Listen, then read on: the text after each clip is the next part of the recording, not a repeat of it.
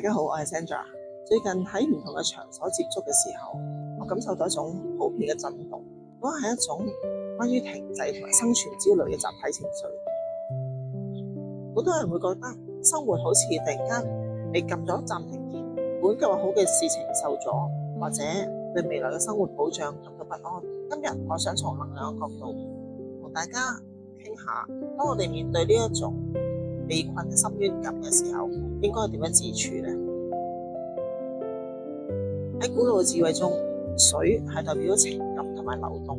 當水變得深不可測，佢就會成咗一種恐懼嘅化身。呢種恐懼往往來自於不可預測。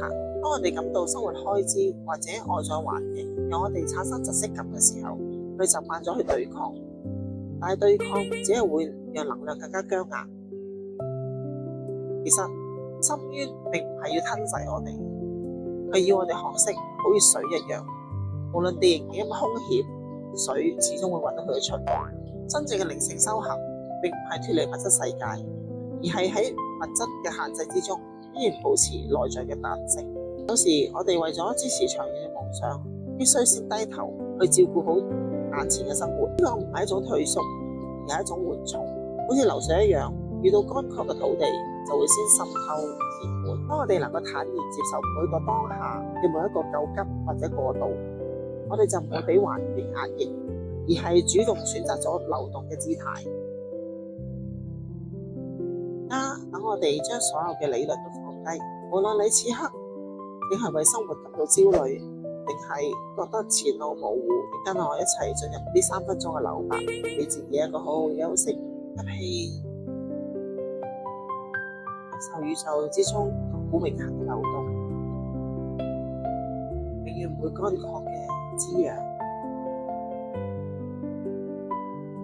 呼氣，釋放嗰啲我哋必須掌控一切嘅敏感。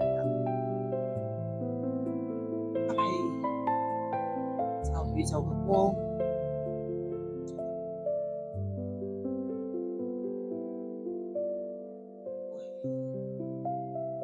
我哋裏面嘅敏感不息。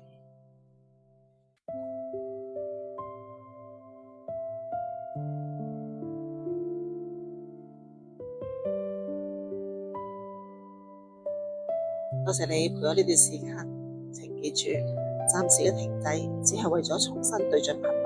當你能夠同呢一份不安全感共處，你就唔再受制於佢。如果你喺今日嘅分享入邊感到一絲嘅平靜，請將呢份能量傳遞出去。Sandra，願我哋都能夠喺深淵中都見到光，喺流動之